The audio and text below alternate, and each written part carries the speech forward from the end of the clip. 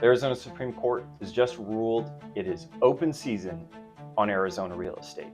Under Arizona's adverse possession statutes, fraudsters can now steal title to your parents, or your grandparents' real property using a forged deed. My name is David Korn, and I'm a real estate attorney at Provident Law. As of April 16, 2025, in the case of Estate of Dominguez v. Dominguez, the Arizona Supreme Court ruled that pursuant to Arizona's adverse possession statute, ARS 12524, fraudsters can take title to real property using a forged deed. This confirms every homeowner's worst nightmare. You spend years paying the mortgage on your property only to receive a notice of foreclosure or of eviction notifying you that title to your property has been stolen. The terrifying part is that this theft was legal. In response to this new threat to Arizona real estate, the attorneys at Provident Law have come up with a solution, the legal strategy of which I'll describe at the end of this video. Now, before I can proceed further, I need to explain the two types of adverse possession that are active and recognized in Arizona. The first is the one that we're all familiar with, which is adverse possession by means of presence on the property.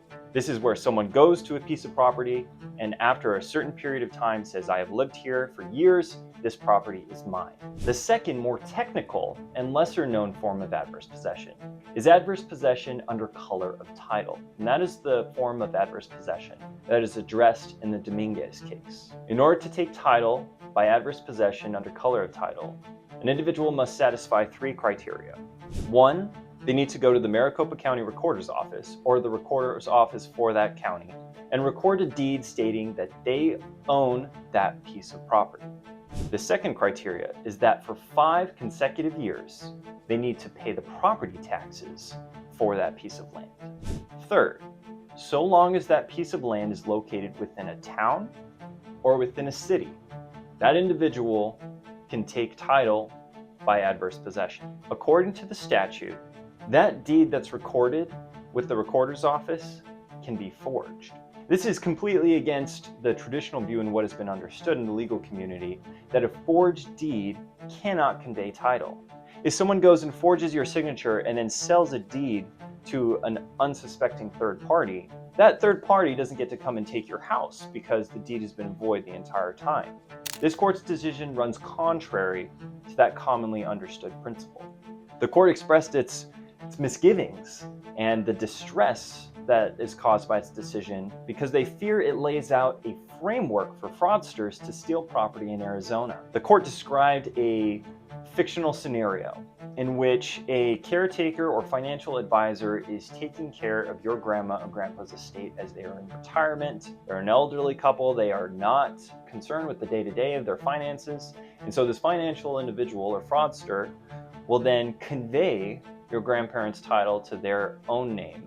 And then using the accounts that they have custody over, they'll pay the taxes on that property, thereby stealing it after 5 years. The court set up its decision as a sort of cry for help to the Arizona legislature to fix this wrong, because as it currently stands, ARS 12524 serves as a blueprint to steal real property in Arizona. In response to this distressing decision, Provident Law has come up with an answer.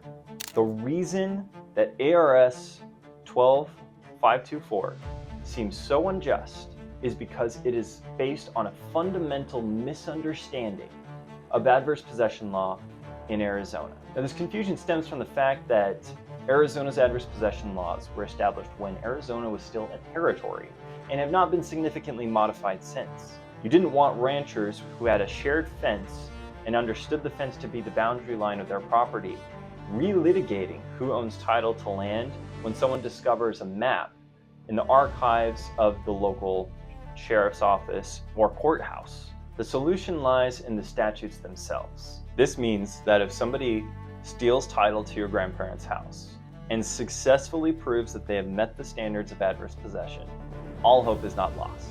Adverse possession is not the end-all be-all. It is the first step in a 2-step process. Up until they get title by adverse possession, they're a trespasser.